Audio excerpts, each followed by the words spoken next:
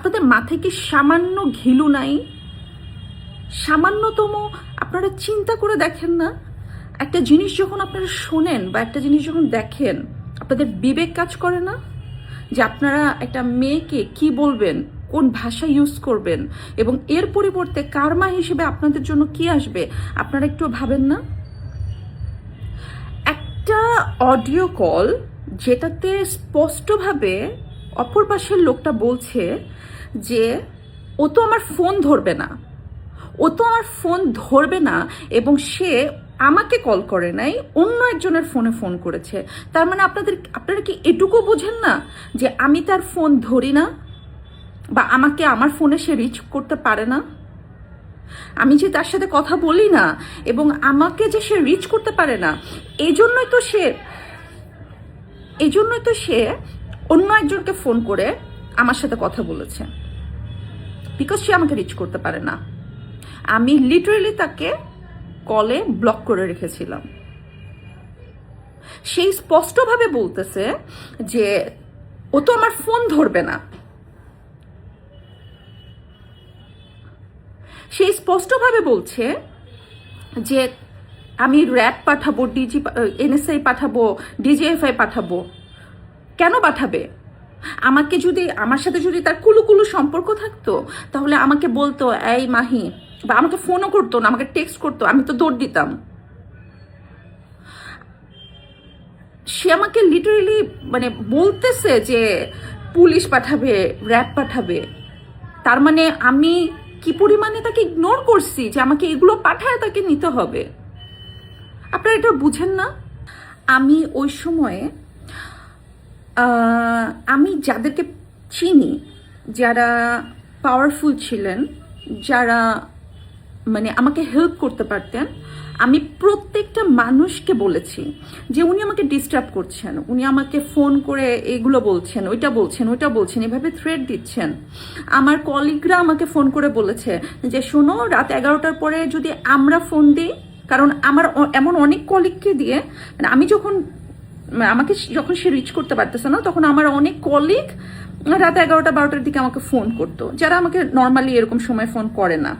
তো তারা যখন আমাকে ফোন করতো, দেখতাম উনি কথা বলছে, তখন আমি রাগ করতাম যে কেন ফোন ধরে দিলাম। ওখান থেকে বের হয়ে ওরা আমাকে বলতো যে শোনো, রাত 11টার পরে ফোন দিলে তুমি ধরবা না আমাদের ফোন, তুমি বুঝবা যে উনি আমাদের সামনে আছেন।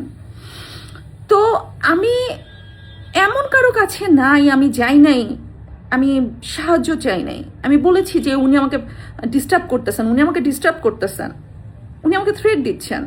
কিন্তু সবার একটাই কথা ছিল যে উনি তো আসলে মন্ত্রী, উনার কি করব, বা কোন পুলিশের কাছে আসলে মানে আমি রিচ করতে পারি নাই কাউকে। সে সময় মাননীয় প্রধানমন্ত্রী শেখ হাসিনাকে আমি রিচ করতে পারি নাই। তার যদি সম্ভব হতো আমি তাকে রিচ করতে পারতাম, আমি তাকে ফোন করে বা আমি তাকে টেক্সট করে জানাতে পারতাম যে এটা, অবশ্যই তিনি তখন ব্যবস্থা নিতেন, আমি বিশ্বাস করি। কিন্তু যেহেতু তখন আমি পারি নাই, সো এটা আমাকে খুব পোলাইটলি আমাকে হ্যান্ডেল করতে হয়েছে।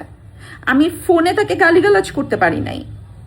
তখন আমার পাশে রকিব ছিল না। রকিব থাকলে অ্যাটলিস্ট রকিব হয়তো বা গালিগালাজ করতে পারতো। তখন এমন কেউ ছিল না যে তার বউকে ডিস্টার্ব করতেছে এজন্য একটা মন্ত্রীকে গালিগালাজ করবে বা তার বিরুদ্ধে কোনো অ্যাকশন নেবে। বা সো আমি নিরুপায় ছিলাম, আমি আমার মতন করে হ্যান্ডেল করেছি। আমি যেভাবে সেফ হওয়া দরকার আমি সেভাবে সেফ হয়েছি। আপনারা বলতে পারেন যে ওই পাশ থেকে গালিগালাজ করছে, তুমি তো হেসে হেসে কথা বলেছ। তো আমি কিভাবে কথা বলবো? আমি কি উনাকে গালিগালাজ করব, পরে আমার কোনো ক্ষতি হয়ে গেলে তখন আপনি মানে দায়িত্ব নিতেন না? আমার মনে হয় যে আমি তারপরে যতটুকু শুনেছি, খবর পেয়েছি যে আমাদের ফিল্ম ইন্ডাস্ট্রি বলেন, নিউজ প্রেজেন্টার যারা আছেন, সিঙ্গার আছেন, এমন অনেকে আছেন, অসংখ্য নারীরা তাকে দ্বারা বুলিং হয়েছে। সো এটা আপনারা বুঝবেন না। আমার মনে হয় আপনারা মানুষ না, আপনারা অমানুষ। যদি অমানুষ না হতেন, একটা বাচ্চাকে নিয়ে কথা বলতেন না, একটা নারীকে এইভাবে অসম্মান আপনারা করতে পারতেন না। রাজনীতি এটা ডিফারেন্ট বিষয়, রাজনৈতিক বিষয়ে কথা বলাটা এটা কিন্তু পুরাটাই ডিফারেন্ট বিষয়। আপনি একটা মেয়ের চরিত্র নিয়ে কথা বলতেছেন যেটা আপনি জানেন না। আপনারা যে একটা ছোট বাচ্চা, একটা মাসুম বাচ্চা, একটা ফেরেশতাকে নিয়ে ট্রল করতেছেন, আমাকে বুলিং করতেছেন, আপনাদের মনে হয় না আপনাদের ভয় করে না? আপনারা মুসলমান না? আপনাদের আল্লাহ নাই? আপনাদের ভবিষ্যতে বাচ্চা কাচ্চা হবে না? অথবা আপনার বোনের বাচ্চা কাচ্চা হবে না? আপনার ভাইয়ের বাচ্চা কাচ্চা হবে না? আপনার নিজের বাচ্চা কাচ্চা হবে না? আপনার মনে হয় না যে আপনার এই কথাটাতে আল্লাহ অসন্তুষ্ট হয়ে আপনার বাচ্চাকে অটিস্টিক বানাইতে পারে, অথবা আপনাদেরকে কোনোদিন বাচ্চা নাও দিতে পারে, অথবা আপনার বাচ্চাকে অসুস্থ বানাতে পারে? এটা তো কার্মা, এটা কিন্তু প্রকৃতি কিন্তু শাস্তি দেয়। ধরেন আমি অনেক বড় অন্যায় করেছি, আমার বাচ্চা তো কোনো অন্যায় করে নাই। আমার বাচ্চা অন্যায় করেছে? আমার বাচ্চা দেখতে যেমন হোক, আমার বাচ্চা আমার কাছে রাজপুত্র। আমার বাচ্চাকে আপনারা যেভাবে বুলিং করতেছেন, আমার বাচ্চাকে নিয়ে কথা বলতেছেন, আল্লাহ সইবে না। এটা কিন্তু একটা নায়িকা না, একটা মা আপনাদেরকে অভিশাপ দিচ্ছি। অভিশাপ দিতে হয় না, কিন্তু অভিশাপ না মন থেকে চলে আসে। যে সমস্ত মানুষ আপনারা আমার বাচ্চাকে নিয়ে কথা বলছেন, তাদের সবার বাচ্চাদেরকে আল্লাহ যাতে সুস্থ হিসেবে দুনিয়াতে পাঠায়। তা নাহলে আপনাদের যে মানসিকতা,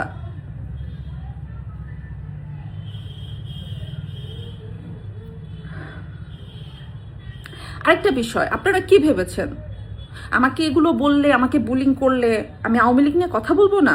আমি শেখ হাসিনাকে নিয়ে কথা বলবো না? আমি কেন, সব শিল্পী একদিন কথা বলবে। কেন বলবে জানেন? কিছুদিন আগে আমাদের এখনকার শিল্পী সমিতির যে প্রেসিডেন্ট শিবা শানু, উনি কি বলেছে? উনার একটা বক্তব্য খুব ভাইরাল হয়েছিল। সেটা হচ্ছে যে শেখ হাসিনা তো আমাকে অনুদান দিতে চেয়েছে, আমি অসুস্থ ছিলাম, উনি আমাকে অনুদান দিতে চেয়েছে, আমাকে টাকা দিতে চেয়েছে, আমি নেই, আমি কেন নিব ওনার টাকা? উনি বলেছিল না, মনে আছে?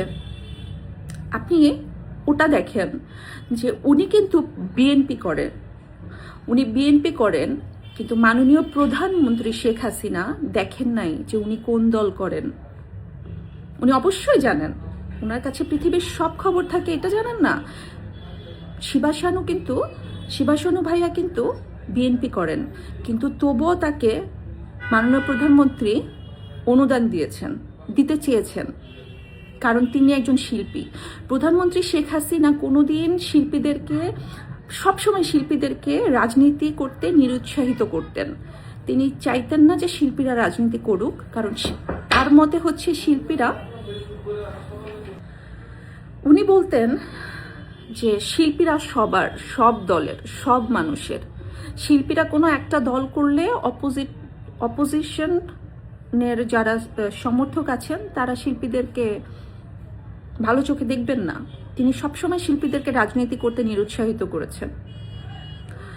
আমাদের যারা শিল্পীরা আছেন, যে সমস্ত শিল্পী বিএনপি করেন, এখনো করেন, তখনও করতেন, তাদের অনেককে প্রধানমন্ত্রী শেখ হাসিনা অর্থ দিয়ে সাহায্য করেছিলেন। আমি দেখেছি যে এমন অনেক শিল্পী আছেন যারা চলচ্চিত্র পুরস্কার পেয়েছেন, জাতীয় চলচ্চিত্র পুরস্কার পেয়েছেন। এমন অনেক শিল্পী আছেন যারা 21 পদক পেয়েছেন। এমন অনেক ডিরেক্টরকে দেখেছি যারা অসুস্থ হয়ে ট্রিটমেন্টের জন্য দেশের বাইরে গেছেন, মারা গেছেন, লাশ আনার জন্য টাকা ছিল না, তাদেরকে অর্থ দিয়ে তাদের লাশটা দেশে আনা হয়েছে। অর্থ শেষ হয়ে গেছে, আবারও টাকা লেগেছে, আবারও অর্থ দিয়ে সেই লাশটা দেশে এসেছে। তাহলে সেই সমস্ত শিল্পী হয়তোবা তাদের দল করার কারণে তারা মুখ ফুটে শেখ হাসিনা প্রশংসা করেন না, কিন্তু তাদের আত্মা তো জানেন যে মাননীয় প্রধানমন্ত্রী শেখ হাসিনা কখনো দল দেখেন নাই। তিনি দেখেছেন যে আমরা শিল্পী। তো আপনাদের আমি বলবো যে সমস্ত শিল্পীদেরকে আমি অনুরোধ করব। আমি আরেকটা জিনিস যেটা ভুলে গেছি, যে আমাদের মধ্যে অনেক শিল্পীরা যারা আসলে জুলাই আন্দোলন করেছেন, সেই শিল্পীরাও কিন্তু এই 5 আগস্টের পরে যখন বিভিন্ন শোরুম উদ্বোধন করতে গেছেন, তাদেরকে 10 জায়গায় ফোন দিতে হয়েছে সিকিউরিটির জন্য। তারপরেও তাদের কিন্তু হেনস্থার শিকার হতে হয়েছে।